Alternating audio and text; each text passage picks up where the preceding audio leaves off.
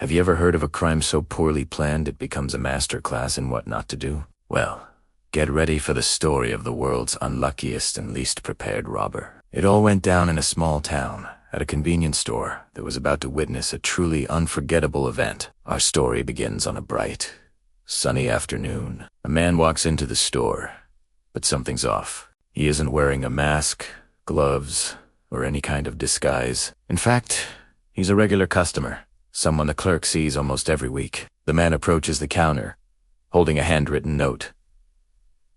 The note demands all the money from the register. Right away, you can see where this is going.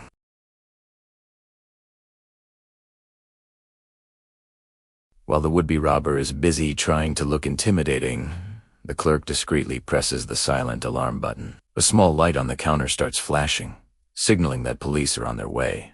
But our suspect is completely oblivious. He's too focused on his big moment. He keeps talking, trying to rush the clerk, completely missing the flashing red light right in front of him. Now for the next hurdle in his brilliant plan.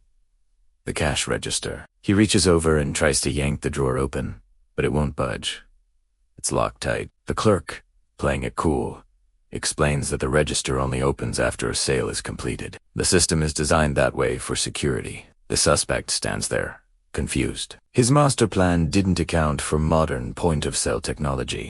Thinking on his feet, or so he believes, he grabs the first thing he sees, a pack of gum. He tells the clerk to ring it up. The clerk scans the gum, takes the payment, and just like that, the cash drawer pops open.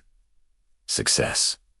Or so he thought. As he grabs the cash, the silent alarm continues its silent disco, and police cars are already pulling into the parking lot. With a fistful of cash and his incriminating note, he makes a dash for the exit. But his escape is cut short by yet another obstacle.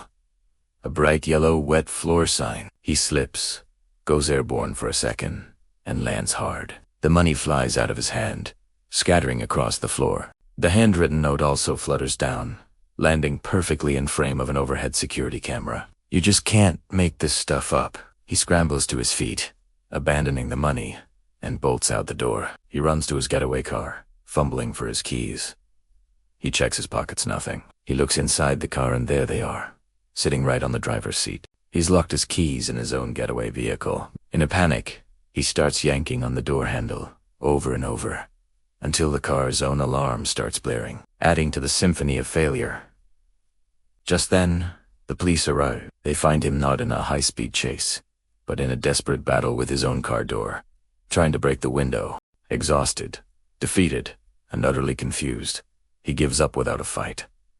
The officers couldn't have had an easier time. They walk into the store and find a perfect crime scene. The cash is on the floor, the note is sitting right under a camera, and the entire sequence of events is recorded in high-definition video. The interrogation was probably the shortest in history. The evidence was overwhelming. They had crystal-clear footage of his face. They had the note, which not only had his demands, but was written in his own handwriting. He even signed his name on it. He admitted to everything on the spot. It was less of an investigation and more of a recap of his terrible, terrible day.